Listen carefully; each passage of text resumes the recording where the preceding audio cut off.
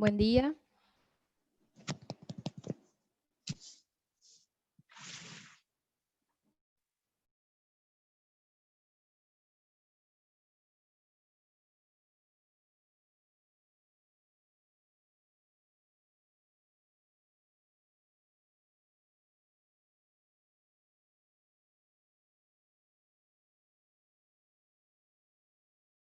Bueno, ¿estamos para comenzar? Sí, correcto.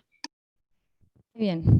El día de hoy vamos a dar una clase de ecografía de tiroides, ya que es un área que se puede hablar de muchas patologías.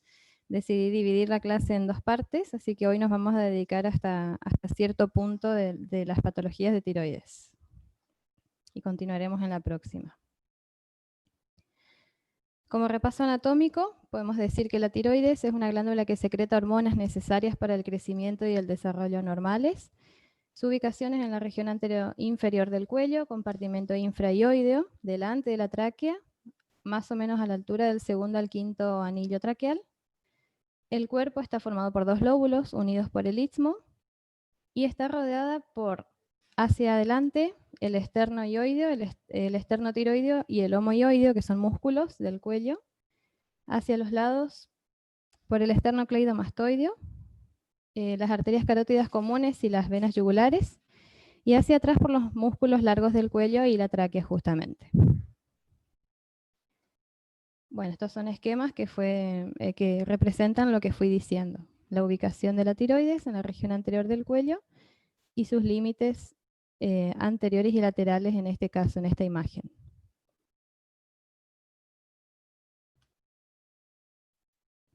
Tiene forma convexa hacia adelante y cóncava hacia atrás. La superficie es lisa, regular y homogénea. Y si hablamos de las medidas, en el adulto tenemos que los lóbulos miden, los dos juntos, tienen un diámetro longitudinal de 4 a 6 centímetros en total y un diámetro AP y transversal que llega hasta los 1,3 o 1,8 centímetros y el istmo hasta los 3 milímetros. Se habla de tiromegalia cuando el diámetro antero-posterior o transversal es más de 2 centímetros.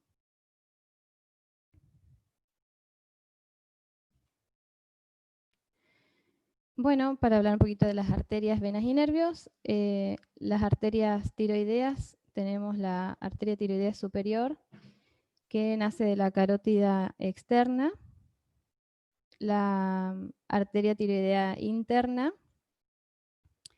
y la que nace del tronco tirocervical. Y las venas tenemos superior, media e inferior, que drenan en las venas yugulares y en los troncos brachiocefálicos. Las venas brachiocefálicas, perdón. Por detrás pasa el nervio laríngeo recurrente, que tiene importancia con las patologías que pueden causar alteración de la voz, por ejemplo, cuando se incrementa el volumen de la glándula. Bueno, al hablar de ecografía de la tiroides, vamos a utilizar transductores lineales, ya que su ubicación es superficial en el cuerpo. Y estos transductores manejan una frecuencia de 7,5 a 10 MHz, son de alta frecuencia y buena definición. La posición es con el paciente con el cuello hiperextendido. Se puede colocar una almohada en los hombros para poder estirar más el cuello hacia atrás, o sea, la cabeza hacia atrás para hiperextender el cuello, mejor dicho. La anamnesis. Ahí tenemos que prestar atención al motivo del estudio, a los antecedentes patológicos, los estudios previos, el tratamiento actual o previo que haya tenido, antecedentes familiares de cáncer de tiroides. Hay que hacer un interrogatorio exhaustivo para poder recabar toda la cantidad de datos correspondientes que nos ayuden al diagnóstico o a correlacionar con la imagen que estamos viendo. Y el examen físico, nosotros en la sala de ecografía podemos inspeccionar y palpar el cuello para detectar algún nódulo o bocio, ver si tiene exoftalmos, temblores en las manos que nos orientan al diagnóstico de hipertiroidismo, que obviamente no va a ser por imagen, pero complementa, nos ayuda al diagnóstico. Y se hace estudio por lóbulos y por istmo por separado, y sabemos que en mayores de 16 años tiene características de una tiroides desde el adulto. La ecogenicidad, primero voy a mostrar lo que sería la glándula tiroides. Esto es una imagen panorámica de la glándula tiroides por ecografía. La ecogenicidad es homogénea, hiperecogénica con respecto a los músculos adyacentes, de bordes bien definidos, y la vascularización típica de órganos macizos superficiales, es decir, que comparte características, por ejemplo, con otro órgano macizo superficial, que es el testículo.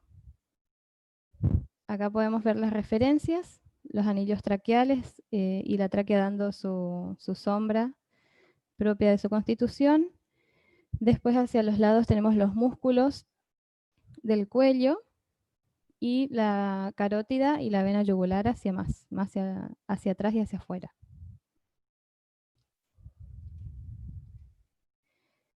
En el estudio que hacemos por lóbulos separados, vamos a ver como referencia la tráquea hacia la línea media y los vasos principales del cuello hacia la línea, hacia lateral de la glándula. Al estudiar el lóbulo tiroideo izquierdo, también podemos evaluar el esófago en pacientes delgados y con ninguna patología que obstruya esa visión. Podemos evaluar el esófago nada más, que está hacia la cara posterior del lóbulo tiroideo izquierdo.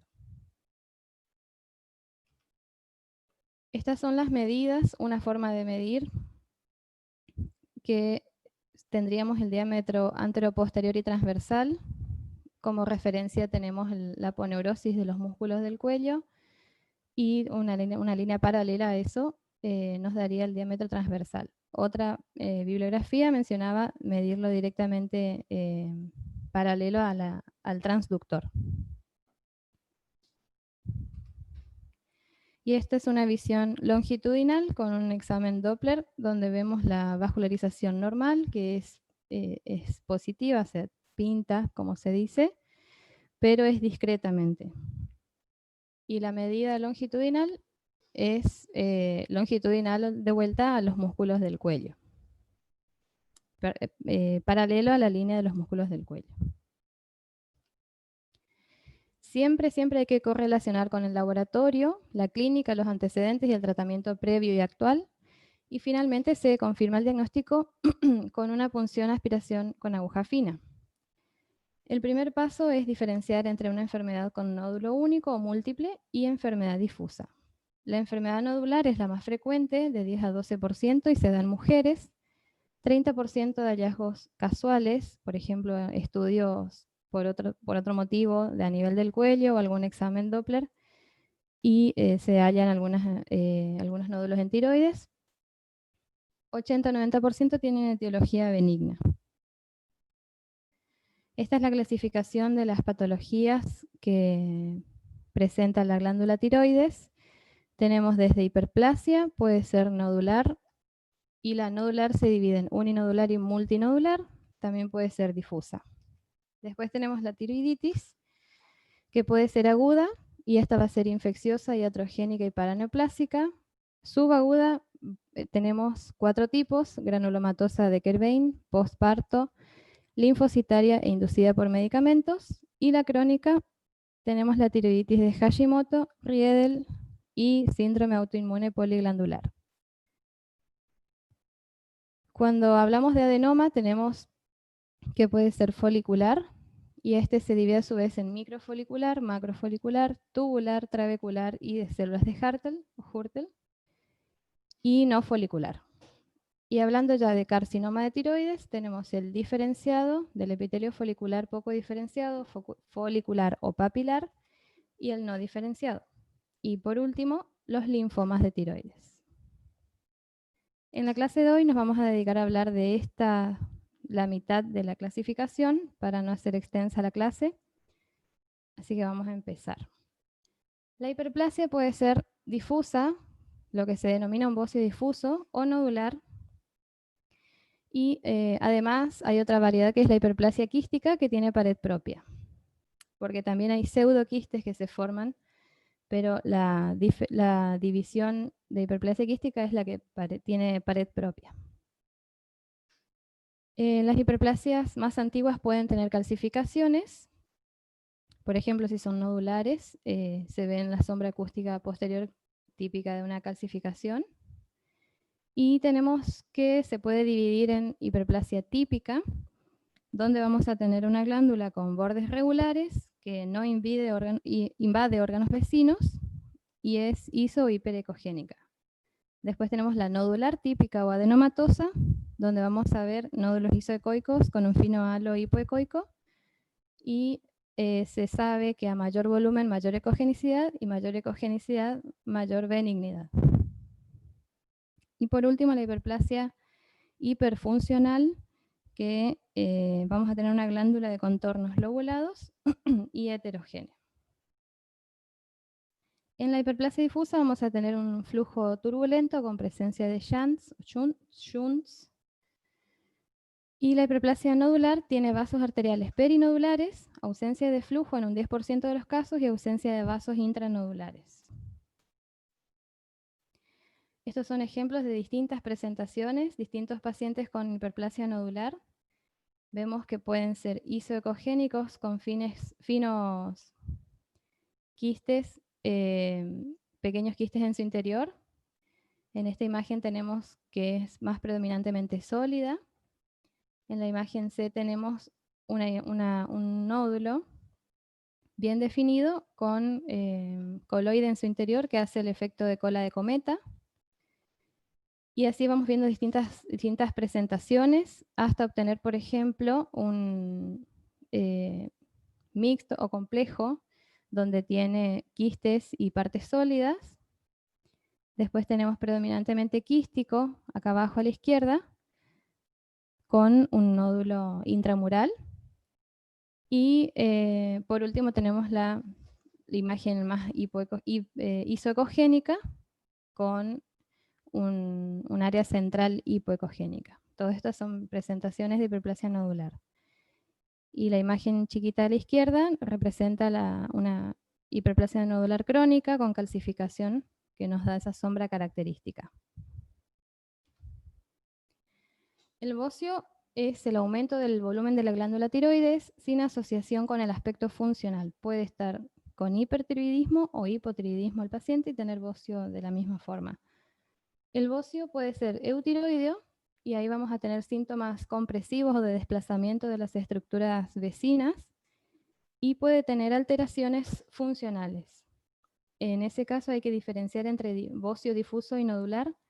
Para eso tenemos la ecografía y generalmente en la ecografía el bocio nodular nos va a dar un nódulo isoecogénico fino con halo hipoecoico alrededor.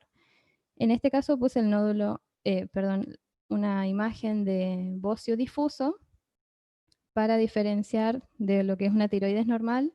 Se ven los bordes un poco más lobulados, bien definidos pero lobulados, y la ecogenicidad un poco más aumentada y heterogénea. Y aumentado de tamaño también. Tiroiditis aguda es un proceso inflamatorio de la glándula. Cursa con inflamación de la glándula o alteraciones hormonales.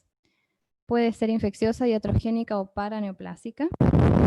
La infecciosa tenemos que un 60% se da por bacterias. Puede ser Streptococcus pyogenes o Pneumoniae, Staphylococcus aureus, Escherichia coli. ¿Qué vamos a tener en la clínica y el laboratorio? Dolor y fiebre, leucocitosis y función variable, función tiroidea variable. Y en la ecografía, aumento o no de la glándula, hipoecogenicidad por edema y ecoestructura heterogénea. El tratamiento va a ser dirigido al agente causal y ante un absceso se realizará la punción.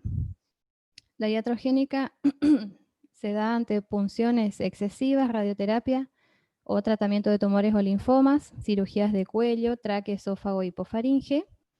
Y la clínica va a ser transitoria durante esas intervenciones y va a cursar generalmente con hipertiroidismo.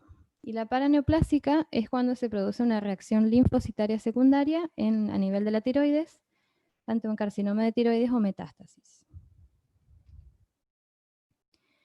La subaguda tenemos que son 4 tipos básicos: granulomatosa de Kerbein, posparto, linfocitaria o inducida por medicamentos. Estas imágenes no corresponden específicamente a una de ellas, sino que muestran una glándula tiroides con una imagen nodular hipoecogénica, con bordes mal definidos en el corte transversal y longitudinal. Eso podría corresponder a una tiroiditis subaguda. Granulomatosa, la tiroiditis subaguda granulomatosa de Kerbein a veces es inducida por un agente viral, la mayoría de las veces. Clínica y laboratorio tenemos fiebre y dolor, hipertiroidismo transitorio que después puede pasar a hipotiroidismo y leucocitosis. En la ecografía hay alteraciones focales de menor ecogenicidad, flujo normal o disminuido, por ejemplo, como pudimos ver antes en esta imagen, esta podría corresponder. La tiroiditis postparto se presenta con hipo o hipertiroidismo y también alteraciones a nivel de la glándula de manera difusa, y la linfocitaria se da ante cuadros asociados como esclerodermia, lupus y enfermedad de Graves. En la ecografía vamos a ver alteración difusa de la ecoestructura. La inducida por medicamentos se sabe que se da, por ejemplo, por la administración de amiodarona o interferón. Este es un ejemplo de una granulomatosa de Kerbein, donde hay alteración de la ecogenicidad y disminución del flujo normal. Y esta es una posparto, donde se ven alteraciones difusas a nivel de la ecogenicidad de la glándula y aumento importante de la vascularización. La tiroiditis crónica tenemos que son 3 tipos: tiroiditis linfocitaria crónica o enfermedad de Hashimoto, tiroiditis crónica invasiva fibrosante de Riedel y síndrome autoinmune poliglandular con compromiso tiroide. La tiroiditis linfocitaria crónica o enfermedad de Hashimoto se da en 5% de mujeres adultas en edad avanzada, esa es la presentación más clásica, pero se puede dar en sexo masculino y a otras edades. Tienen anticuerpos tiroideos positivos y se ve hipertrofia al inicio y luego, es autoinmune, puede estar eutiroidea al inicio y luego hipotiroidea. Y en la ecografía vemos una glándula normal o aumentada, hipoecogénica, heterogénea, con aspecto multilobulado o micronodulillar, hipervascular, y tenemos lo que se conoce como el patrón en jirafa. Esta es la imagen más representativa de ese patrón, por eso coloqué solo esta imagen. Y se sabe también que hay una alta relación del cáncer papilar de tiroides ante un antecedente de tiroiditis de Hashimoto. Estos son otros ejemplos de la bibliografía de distintas presentaciones de tiroiditis de Hashimoto, donde toda la glándula, toda la ecogenicidad, la ecoestructura está alterada. Pueden tener zonas con mayor nodularidad, pero en general toda la glándula está afectada, y la hipervascularización. La tiroiditis crónica invasiva fibrosante de Riedel, 50% va a presentar anticuerpos tiroideos positivos. La glándula tiene aumento de su consistencia, no solo del tamaño, sino también de la consistencia, se vuelve más dura. Puede ocasionar fibrosis a otros órganos. En la ecografía vamos a tener una glándula heterogénea por alto grado de fibrosis. El diagnóstico sí o sí es histopatológico y se realiza el diagnóstico diferencial con sarcoma, linfoma y carcinoma anaplásico.